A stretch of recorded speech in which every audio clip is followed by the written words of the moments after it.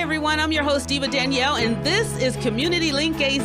Thank you for joining the show. This is the internet show that's a resource for you to people, products, and services in your own backyard you might not even know of. Please subscribe to our YouTube channel so you don't miss an episode. Each week, I'll introduce you to someone who is helping to make a positive difference in the community. We're going to have some fun, learn something new, and connect in a positive way. Let's start the show.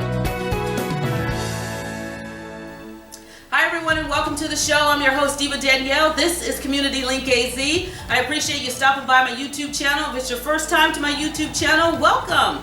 If you haven't done so, please hit the subscribe button. I don't want you to miss any episodes because each week I introduce you to someone in the community who's making a difference in someone's life in a positive way going forward. You can also like my page on Facebook. It's Community Link AZ. Today I got a special guest. Her name is Laura Bodie. She is with A New Leaf, which is a nonprofit organization here in the Valley, and she's the director of communications. So it's nice to just sit down and talk with you and have you on the show. So welcome. Thank you so much for having me. Let's talk a little bit about your organization, because I'm sure throughout the community people have known of you, heard of you, but sometimes they don't know exactly what you do. They just hear nonprofit. So share a little bit about what A New Leaf does. Sure, yeah. We've been serving the community for almost 50 years. We started off in the Mesa area, serving youth with substance abuse issues, but have grown over the years, and now we have over 30 programs. We serve over 30,000 people a year, and we have really a continuum of services that are working with people from crisis all the way to long-term stability. The crisis services include shelter for domestic violence victims and people experiencing homelessness. Domestic violence services in general, we do a lot in that area. We provide the crisis hotline, 24-hour crisis hotline for Maricopa County. We're connecting people to shelter and services all across the county.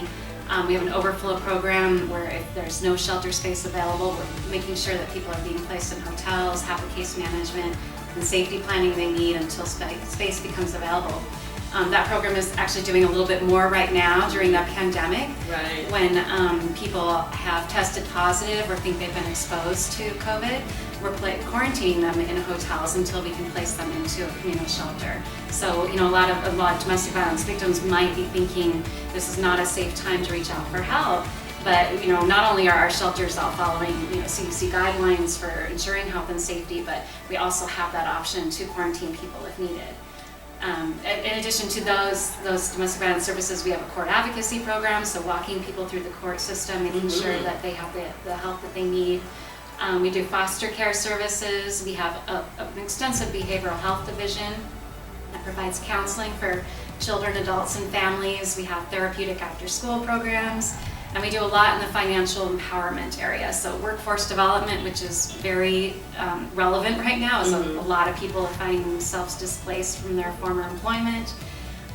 Helping people understand, their finances, budget coaching, a lot of different things to help them build up their assets and regain financial stability. So you do a lot. It's not just, like some organizations you hear about them and you know a little aspect of what they do, but you just gave us a whole, vocabulary of different services that you provide that I'm sure a lot of people had no idea that you did. Now that we're in this pandemic, we're trying to hopefully come through it and go into 2021 with a new perspective.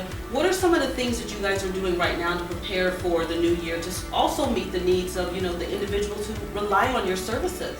Right. Our community action program in Mesa, we're distributing funding from the city of Mesa for people to prevent homelessness. So, people can apply for assistance, financial assistance for rent and utilities. So that's a big way that we're trying to prevent people from becoming homeless. Right. We've ramped up our workforce development services again to try to get people back to work. You have people that have been working maybe in the same industry for years and then now find themselves out of work, and they're not sure how to be competitive in the workforce, so we're helping them build those skills, get their resume updated, helping them understand how to do job searches.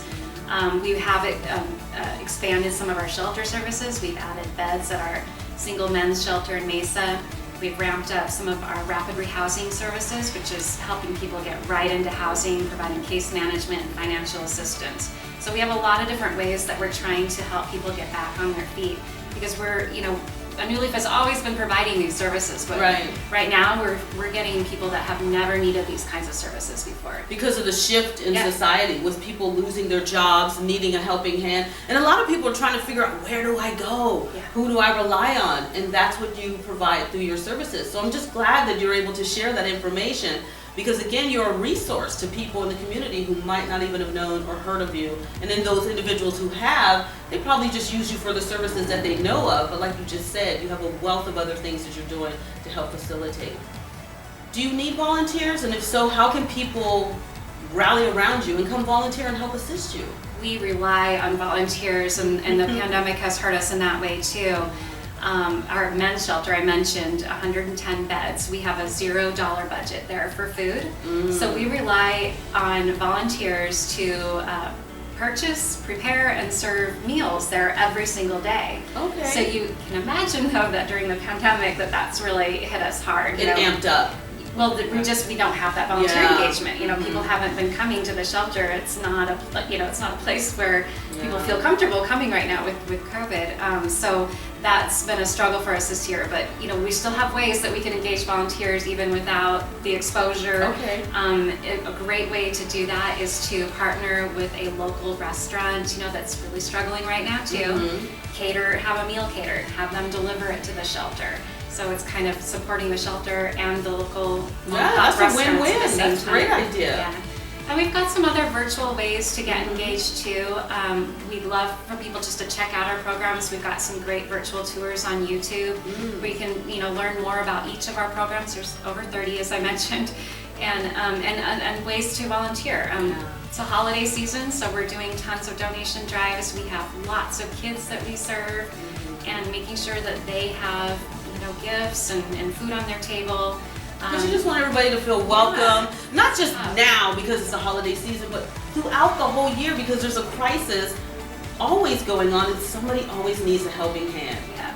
I love that. And then what is the one thing that you would want someone to know, just in case? Because a lot of times people, even though we're all going through something, sometimes people, because of pride, it's hard for them to ask for help. It's hard for them to say, I'm at this position in my life where I need assistance. So what would you encourage somebody who is going through that, who might not feel that they could, approach your organization, but they should? Yeah, it's really neat because New Leaf has been operating for 50 years.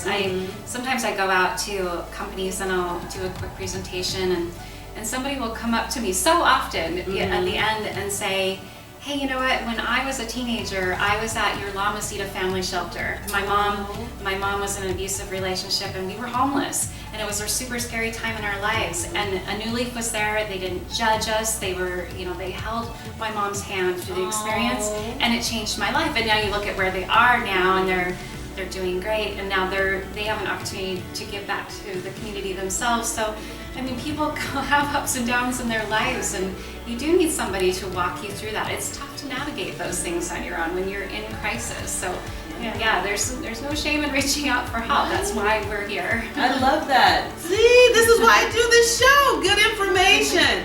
It just makes you feel good to know that there's individuals in our community who are doing their part to just lend a helping hand and make a difference in a positive way in the lives of someone going forward. I appreciate the work you do. A New Leaf is the organization. Please get to know them. Where can they follow you on social media? So turnanewleaf.org is our website, and you can, like I said, find out all kinds of information about our programs, about how to volunteer. Our social media, we're on Facebook, we're on Instagram, Twitter, YouTube. So just visit our website and you can find the different links to our social media there. I appreciate you.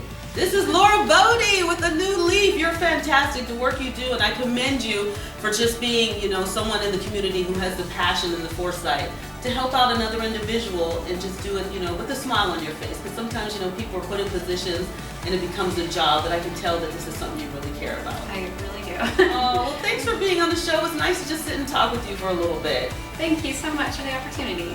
See, good stuff. Make sure you subscribe to the YouTube channel so you do not miss an episode, and like my page on Facebook. It's Community Link AZ. I'll see you next week.